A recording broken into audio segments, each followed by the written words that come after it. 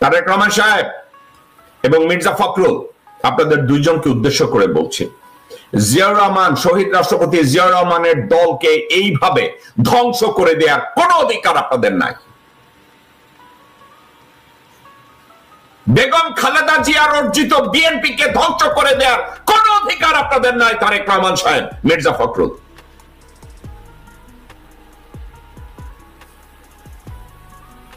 আপনার বাবা মেজর হয়ে নিজের জীবনের উপরে ঝুঁকি রেখে, নিজের স্ত্রী পুত্রদের উপরে ঝুঁকি রেখে স্বাধীনতা ঘোষণা করেছিলেন এই ভারতের তাবেদারি করার জন্য না। তারেক রহমান সাহেব, ভারতীয় চক্রান্তে পিটিয়ে আপনার কোমর ভেঙে দেওয়া হয়েছিল।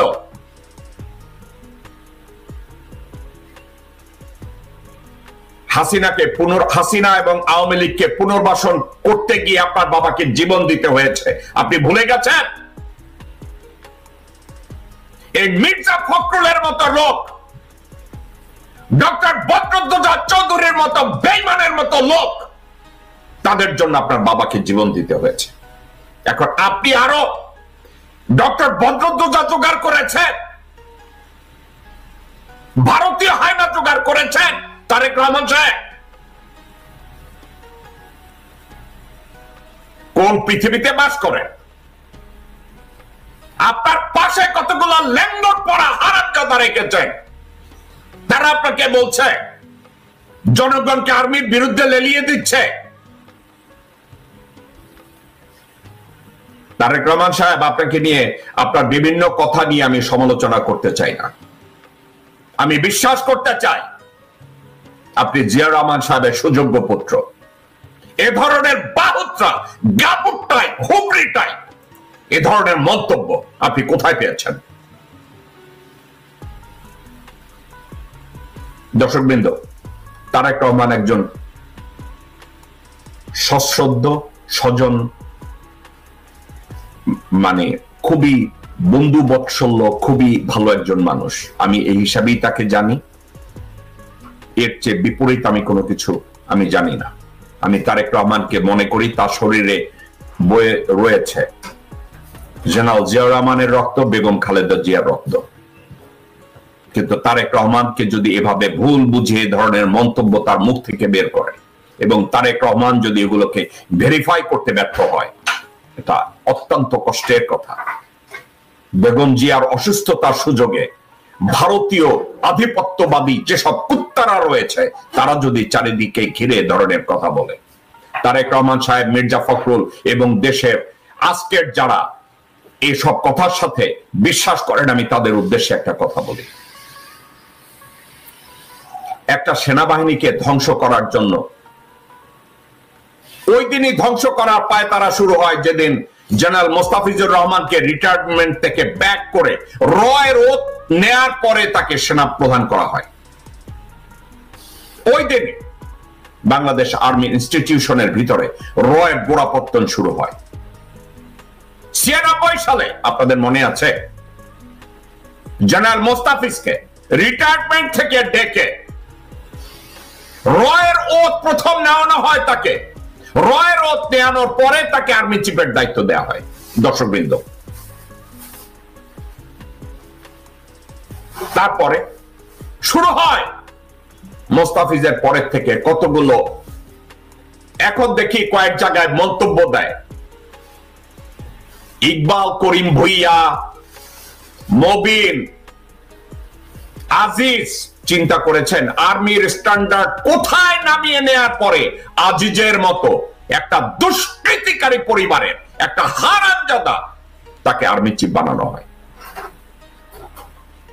তারপরে শফির মতো কাঙ্গাল, ভাতের কাঙ্গালকে আর্মি চিফ বানানো হয়।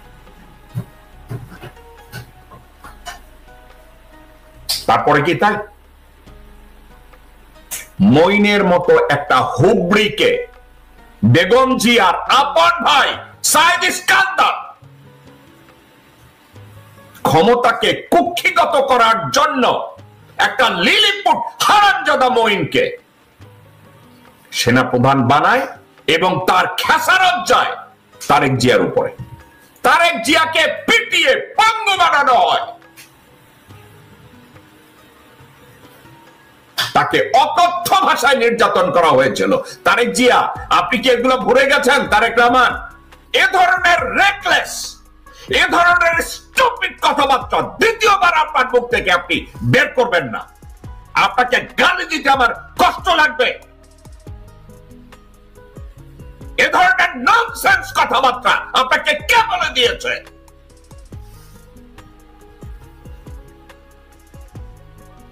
কেউ যদি আজিজের বিরুদ্ধে কথা বলে, সেটা কি সেনাবাহিনীর বিরুদ্ধে বলবে? সেনাবাহিনী সবার ভাই কি ডাকাবাজ, ডাকাত, খুনি? কেউ যদি শফির বিরুদ্ধে কথা বলে, শফি হচ্ছে ভাত না খাওয়া কাঙ্গাল, মঙ্গা, গাবুর। এর অর্থ কি? সেনাবাহিনীর বিরুদ্ধে হলো ময়নার বাচ্চা, ময়নাই খানকির পোলা। ভারত থেকে কয়েকটা ঘোড়া নিয়ে শুয়ারের বাচ্চা বাংলাদেশটাকে ভারতের হাতে তুলে দিয়ে শুয়ারের বাচ্চা, বেঈমানের বাচ্চা এখন ফ্লোরিডায় বসে রয়েছে। সেটা কি আর্মির বিরুদ্ধে? না, এগুলো ব্যক্তির বিরুদ্ধে। 2,30,000 সেনাবাহিনীর মধ্যে, সশস্ত্র বাহিনীর মধ্যে যদি 30 জন, মাত্র 30 জন, 1% না, মাত্র 30 থেকে 35 জন, 50 জন, এরা হচ্ছে বেঈমান, এরা হচ্ছে দেশদ্রোহী, এরা বাংলাদেশের জনগণের জন্য কাজ করে না, এরা দেশের অস্তিত্বের জন্য কাজ করে না, এরা কাজ করে তাদের প্রভু ভারতের জন্য। অশোক স্তম্ভ তাদের টার্গেট, বাংলাদেশের জাতীয় শাপলা তাদের টার্গেট না, বাংলাদেশের জনগণের মুক্তি তাদের টার্গেট না, বাংলাদেশের সীমান্ত রক্ষা করা তাদের টার্গেট না, বাংলাদেশের জনগণের অধিকার রক্ষা করা তাদের দায়িত্ব না, বাংলাদেশের ভোটাধিকার অর্জন তাদের কর্তব্যের মধ্যে পড়ে না। তারা শুধু ভারতের স্বার্থ রক্ষা করবে। ওই 30 থেকে 35 জন, এই মির্জা ফখরুলের মতো ফটকা, মির্জা ফটকা, মির্জা আব্বাস, এই মির্জার এই দুই কুত্তার বাচ্চা, হারামখোর বেঈমান, এই শুয়োরের বাচ্চা দুইটা, আমির খসরু মাহমুদ একজন, এই আরেকটা বিশাল পোলা, সবাই খালি আমাকে বলবে যে ভাই আপনি গালি দেন, এই খাটকি পোলাদের আপনি কি বলবেন?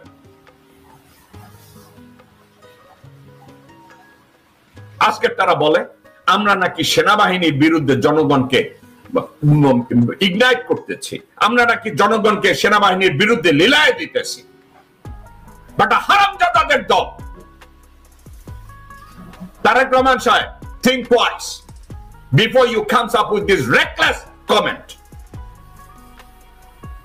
আমি অবাক হয়ে যাই, আপনার মতো একজন দায়িত্ববান মানুষ আপনি কি করে এ ধরনের মন্তব্য করতে পারেন? আমি জাস্ট অবাক হয়ে যাই, কি করে আপনি এ ধরনের কথা বলতে পারেন? দর্শকবৃন্দ, আমি তারেক রহমানের কয়েকটা লাইন আমি আপনাদের সামনে পড়ে শোনাচ্ছি। তারেক রহমান বলছে, কিছুদিন আগে যেমন সংস্কার ও নির্বাচনকে মুখোমুখি করা হয়েছিল, ঠিক তেমনি এখন সেনাবাহিনীকে জনগণের মুখোমুখি করার চেষ্টা করা হচ্ছে। আমরা এটুকু নিশ্চয়ই বুঝি যে এর পিছনে অবশ্যই ষড়যন্ত্র আছে। আমরা সবাই মিলে যদি সচেতন থাকি, অবশ্যই আমরা এসব ষড়যন্ত্র মোকাবেলা করতে পারবো। তারেক রহমান, আপনার কথার জবাব দিচ্ছি। সংস্কারের পিছনে আপনাদের অনেক জায়গায় আপত্তি আছে, অনেক জায়গায় ভণ্ডামি আছে, অনেক জায়গায় আপনাদের অদূরদৃষ্টি আছে। আপনি শুনতে চান তারেক রহমান সাহেব কোথায় আছে? দর্শকবৃন্দ, কোথায় আছে আপনাদেরকে আমি বলি।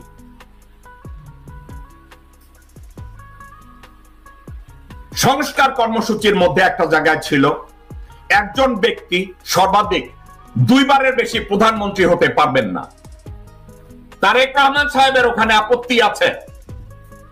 দর্শকবৃন্দ, তারেক রহমান সাহেবের হাসিনা মাগির ওখানে আপত্তি আছে। লন্ডন পরিবারতান্ত্রিক রাজনীতিকে মুদ্রা দেয় আমি ওই পরিবারতান্ত্রিক রাজনীতির উপরে। তারেক রহমান মেনে নেন নাই। মির্জা ফখরুল বলেছে, আমরা ওটা মানি না। বুঝেছেন? তো আপনারা সংস্কার চাইবেন কেন? আপনারা তো লোটা বান্ডল হইয়া বসে রয়েছেন কবে আবার ক্ষমতায় আসবেন, বাংলাদেশটারে চুইচা খাবেন, আপনারা ওই দলের লোকটা। দর্শকবৃন্দ, শুধু তাই না, একজন ব্যক্তি সর্বাধিক 2 বারের বেশি প্রধানমন্ত্রী হতে পারবেন না, সেক্ষেত্রে বিএনপি আপত্তি করেছে। এই বিএনপিকে অ্যাকোমোডেট করার জন্য রাশার মতো একটা সংবিধান ইনঅ্যাক্ট করার চেষ্টা করেছে। সেটা কি জানেন? বলছে ওকে, হতে পারবে 2 বারের বেশি, তাহলে কি করতে হবে? 2 বার প্রধানমন্ত্রী হয়েছে, তারপরে মধ্যে আবার একজন আর অন্য একজন আর নির্বাচিত হইতে হবে, পরে আবার তিনি ব্যাক করতে পারবে। এর মধ্যে এর অর্থ কি? আপনাদের রাশিয়ার নির্বাচনের কথা বলি, ভ্লাদিমির পুতিন ইলেক্টেড প্রেসিডেন্ট হলেন। এখন রাশিয়ার কনস্টিটিউশন অ্যালাউ করে না ভ্লাদিমির পুতিনকে কন্টিনিউয়াসলি যুগের পর যুগ প্রেসিডেন্ট থাকার। তখন ওই কনস্টিটিউশনের ভিতরে একটা ফর্মুলা তৈরি করলেন, পুতিন প্রেসিডেন্ট থেকে রিজাইন করে প্রধানমন্ত্রী হলেন এবং মেদভেদেভ পুতিনের একজন পাঁচাটা গোলাম, তাকে প্রেসিডেন্ট বানানো হলো। মেদভেদেভ প্রেসিডেন্ট হওয়ার 4 বছর পরে আবার পুতিন প্রেসিডেন্ট হয়েছে। দর্শকবৃন্দ, বাংলাদেশের কনস্টিটিউশনে এ ধরনের একটা অ্যারেঞ্জমেন্ট করার চেষ্টা করেছে, সেটা হলো এই যে 2 বারের বেশি কেউ প্রধানমন্ত্রী থাকতে পারবে না। আর যদি প্রধানমন্ত্রী ওই ব্যক্তি একই ব্যক্তি আবার প্রধানমন্ত্রী হতে চায়, মধ্যে তাকে একবার একটা টার্ম অন্য একজনকে প্রধানমন্ত্রী হবে, তারপরে আবার আসতে হবে আরেকজনকে। বিএনপি সেখানেও আপত্তি করেছে। এর অর্থ কি জানেন? মোরা একবার ক্ষমতায় নিলে ওইটারে সাইডটা করে পকেটে রাখতে হইব। বিএনপি সেখানে আপত্তি করেছে। তো ওনারা সংস্কার চাইবে। আপনারা মনে হয় এই বিএনপি সংস্কার চায়? তারেক রহমান বলেছে, আর সংস্কারের কথা বলা হয়েছে। তারেক রহমান সাহেব, are you still inside the womb of your mother? Where are you? Have you ever been discussed or confronted with the policy discussion?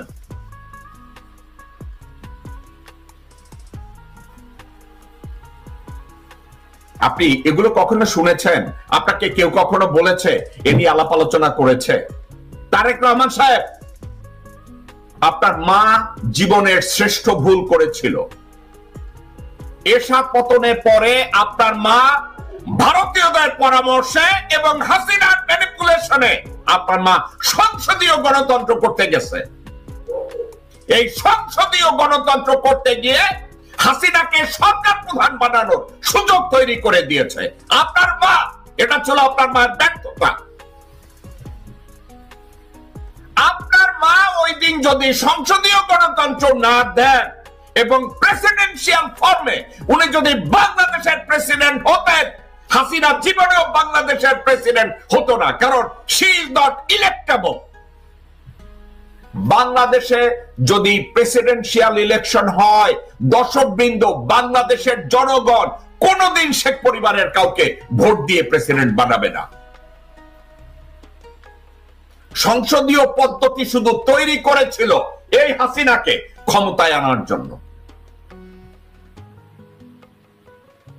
এই কৌশল, এই কূটকৌশল আপনার আমার ভিতরে না ঢুকলেও আপনারা একটু লেখাপড়া করবেন না? আপনারা এগুলো জানবেন না? তারেক রহমান সাহেব,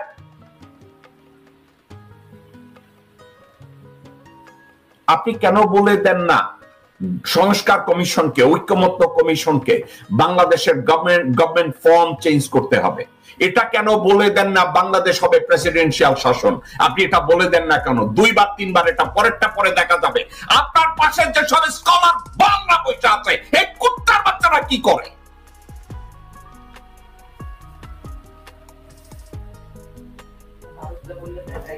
আপনারা ওখানে বসে কি করছেন? আপনি ঠান্ডা মাথায় কেন সংস্কার কমিশন এবং ঐক্যমত্য কমিশনকে বলে দেন না কেন? ফাইন, 2 টার্ম, কিন্তু বাংলাদেশ হবে প্রেসিডেন্সিয়াল ফর্ম। বাংলাদেশে হবে প্রেসিডেন্সিয়াল ফর্ম। দর্শকবৃন্দ এবং বাংলাদেশের জনগণ, দেশবাসী ভাই ও বোনেরা, আপনারা কান খুলে শুনে রাখুন। বাংলাদেশে যদি প্রেসিডেন্সিয়াল ফর্ম হয়, হাসিনা, রেহানা বা শেখ পরিবারের কেউকে মানুষ ভোট দিয়ে প্রেসিডেন্ট বানাবে না। আপনাদেরকে আমি ঠান্ডা মাথায় বলি, ওই দিন রয় ষড়যন্ত্রের কাছে বেগম জিয়া হেরে গিয়েছিলেন, হাসিনার ম্যানিপুলেশনে বেগম জিয়া হেরে গিয়েছিলেন এরশাদ পতনের পরে। এটা ছিল ওনার জীবনের সর্বশ্রেষ্ঠ ভুল যে উনি সংসদীয় গণতন্ত্র মেনে নিয়েছিলেন। আজকের বাদ এই বিষয়টাকে আমি বাদ দিলাম। আপনারা তারেক রহমান সাহেব আপনি বলছেন সংস্কারের কথা বলে নির্বাচন দেরিতে হয়েছে, এখন আবার জনগণকে সেনাবাহিনীর বিরুদ্ধে। তারেক রহমান দুইটা জায়গায় আপনি ভুল। আপনি কেন ভুল আমি এইমাত্র বললাম। আপনি যদি নেগোসিয়েশনের জন্য বলেন সংস্কার কমিশনে, আপনার একটা কথা বলা উচিত, বাংলাদেশের form of government must change. আমরা সংসদীয় গণতন্ত্র চাই না। নাম্বার ওয়ান, কেন জানেন? বাংলাদেশের প্রেক্ষাপট, জিওগ্রাফিক্যাল অবস্থান এবং আমাদের অ্যাডমিনিস্ট্রেটিভ কোড এন্ড ফর্মুলা সংসদীয় গণতন্ত্রের দিকে যায় না, মধ্যে যায় না।